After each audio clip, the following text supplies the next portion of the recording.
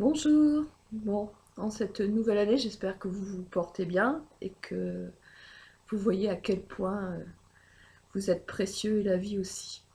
Alors, je viens partager avec vous un petit moment euh, que j'ai eu euh, à vivre, on va dire.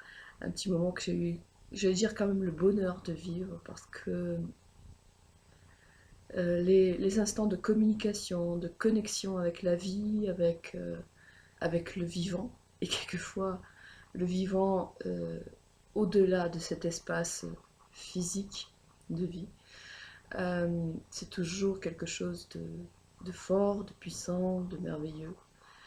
Et certaines paroles de sagesse qui peuvent nous venir de différents peuples, comme le peuple animal, rentrer en communication avec ce précieux-là, si je puis dire, c'est toujours du bonheur, quelles que soient les circonstances. Alors, en fait, ce que je voulais vous partager, c'était une petite expérience que j'ai faite avec deux amis dans le Jura, où nous sommes allés nous promener, on va dire, enfin, nous sommes allés nous promener, visiter un lieu assez particulier, avec avec des pierres qui guérissent, avec voilà, beaucoup de vie du petit peuple, de vie, voilà, de vie, tout bêtement, hein, de vie.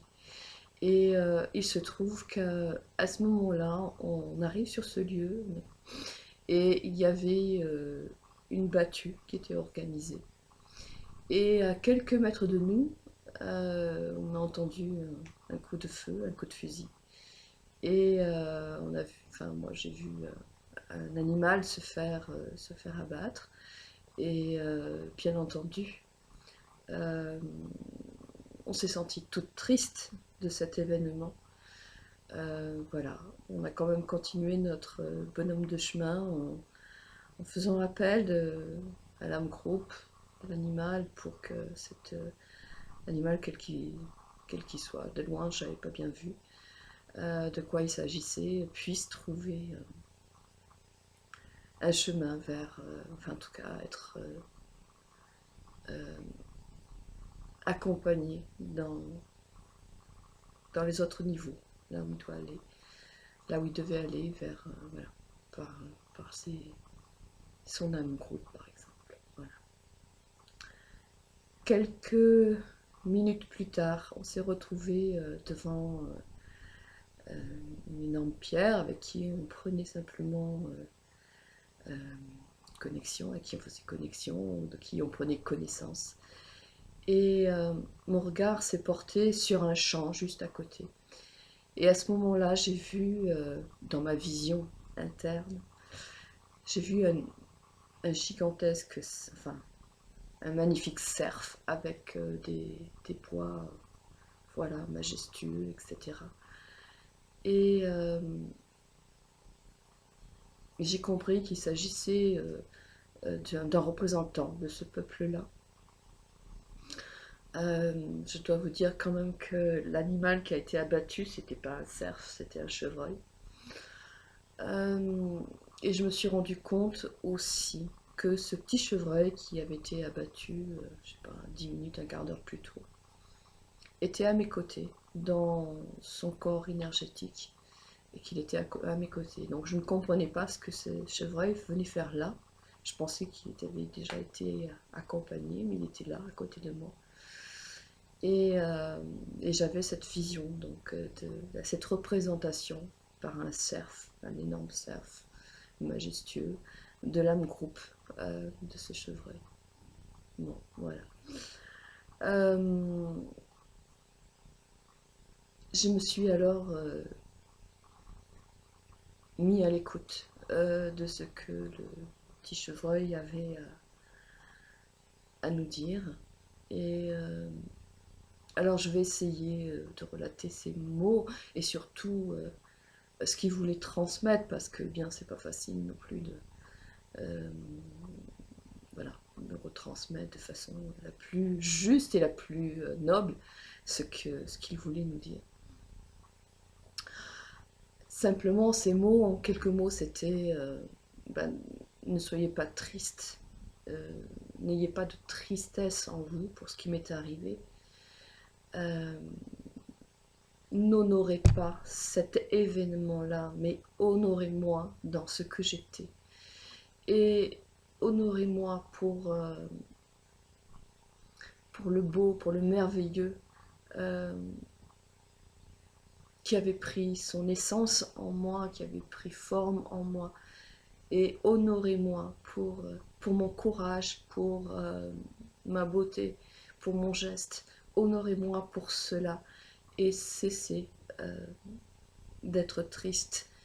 Et quelque part, je comprenais très bien que, en tant que créateurs, nous autres, les humains, quand nous focalisons sur quelque chose, nous bloquons sur quelque chose dans l'espace avec lequel nous le voyons, nous le regardons. Et ce petit chevreuil n'avait pas besoin de ça. Et je crois d'ailleurs que beaucoup d'animaux et beaucoup d'êtres, quels qu'ils soient, n'ont pas besoin de ça. On a vraiment besoin aujourd'hui de regarder les choses avec un regard tourné vers l'unité, vers l'amour. Là où il y a unité, on ne peut voir que la beauté des choses. Alors, entendons-nous bien, je parle bien d'un espace qui est au-delà des événements qui se sont produits ou qui se produisent. C'est un espace qui est vu et visible qu'à partir d'un niveau où on s'élève vraiment dans le cœur, où on peut regarder les choses à partir de l'amour et non plus à partir de ce que nous manifestons, de ce que nous vivons, au niveau simplement de la séparation, de l'ego, de nos besoins égotiques, d'accord? Donc simplement, ce que ce chevreuil me disait, c'est regarde un petit peu ma beauté et mon geste de courage, parce que ça va vraiment m'aider. Et le fait de t'apitoyer sur mon sort, ça ne m'aide pas. Voilà, en gros, c'était ça.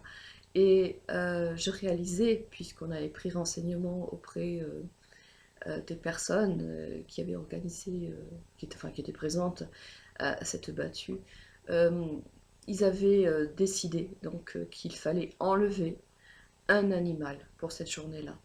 Et c'était le quota. Et donc, ce petit chevreuil, avec tout son courage et toute sa beauté, je pense, c'était désigné pour être cet élément-là. Et donc, plutôt que de pleurer sur le geste, sur cet acte, sur cet événement, il nous demandait simplement d'honorer le temps qu'il avait passé sur cette terre, le temps qu'il avait amené sa beauté, le temps et son choix, qui finalement, voilà,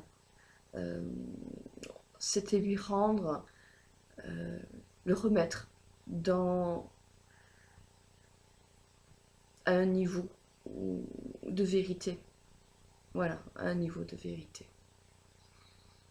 Bon, j'espère que je transmets au mieux ce qui m'a été donné à ce moment-là. Et je pense que c'est vrai que de plus en plus,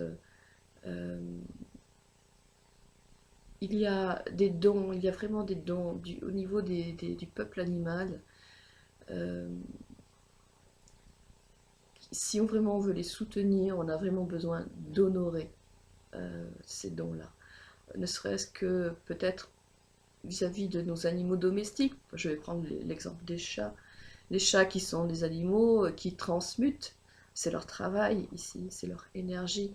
Ils ont d'autres choses à faire, bien entendu. Ils interagissent avec nous, ils sont des moteurs, ils peuvent être aussi des miroirs, ils sont aussi des inspirants, on pourrait dire. Mais aussi, ils font ce travail pour nous, par amour pour nous. Et ce qui est aidant pour la vie, pour tous ces peuples, c'est de reconnaître simplement parce que eux, ils le font avec humilité, ils le font avec tout leur cœur, quoi, avec vraiment ce qu'ils ont de plus beau à l'intérieur d'eux, c'est simplement de reconnaître et d'honorer ça. Voilà, honorer ça. Honorer tous ces animaux qui viennent et qui s'offrent aussi, qui offrent leur corps pour que certains puissent être nourris. C'est simplement avoir de la gratitude vis-à-vis de leur passage, de ce qu'ils amènent, plutôt que de les ignorer et voilà, de passer. C'est même pas culpabilisant, encore une fois, hein, ça dépend de la conscience et de l'ouverture de conscience de chacun, mais si on a cette ouverture de conscience, profitons-en peut-être pour accorder quelques instants de gratitude envers tous ces intelligences de la vie qui participent à la vie, qui participent à l'équilibre de la vie et qui se donnent à fond quoi, euh, dans leur incarnation, dans ce qu'ils font, voilà. Et simplement, ben, merci beaucoup. Gratitude vraiment à tout ce qui embellit nos vies et tout ce qui participe à nous aider à avancer en conscience et à apprendre à devenir des créateurs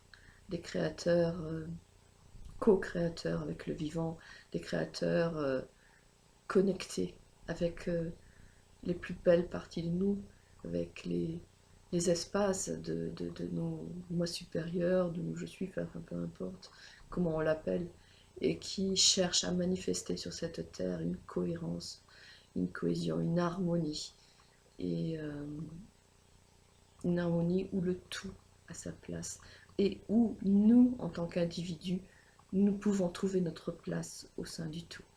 Voilà, c'était juste un petit partage de début d'année. À bientôt, merci.